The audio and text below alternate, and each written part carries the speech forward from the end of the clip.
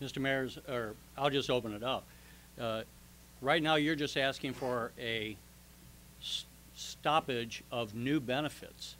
But what about the question of even if you get that stoppage, how likely is it that you're not going to be able to meet the obligations that are already on the table? And I note that the city of Vallejo, California is right on the cusp of declaring bankruptcy precisely because they can't pay their pension obligations to their police and fire departments.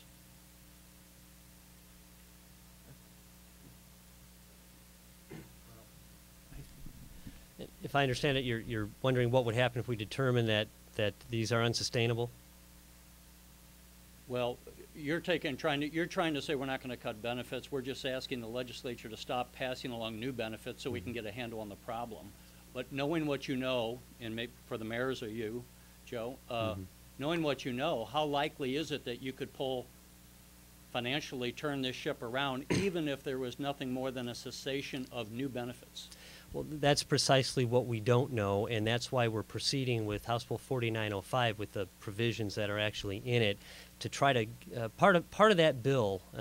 What it does is it will give us more information about the current fiscal status of these funds to augment what we've already collected. It would also give us better information on the impact of future bills. I think that if we can get the state involved in analyzing these pension funds very much like they do with other funds, that would be a source of valuable information not only for us but also for the legislators that are the policymakers and do consider this future legislation. I don't know if at that point we're going to know for certain if these are actually sustainable, if we can continue going as we are, even if there aren't any additional benefit increases.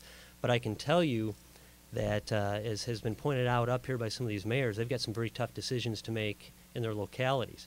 And if it does get to the point where these are not sustainable, then we're going to have to come back to the table and we're going to have to perhaps think outside of the box as to how we're going to bring these systems under control and introduce some additional reforms perhaps at some future date to make them affordable so that we can make sure that these benefits are there and ready to be paid to potential future retirees.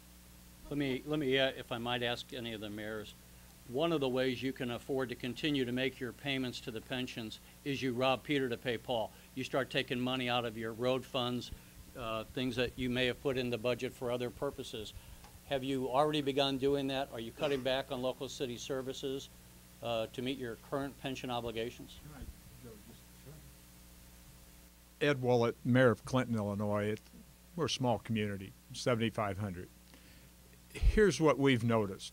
You know, Mayor, we noticed the same thing you noticed. We noticed the sliding of pension.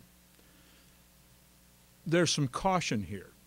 You know, what I'm hearing is somehow there's some issue here of adversarial city versus firefighters and police.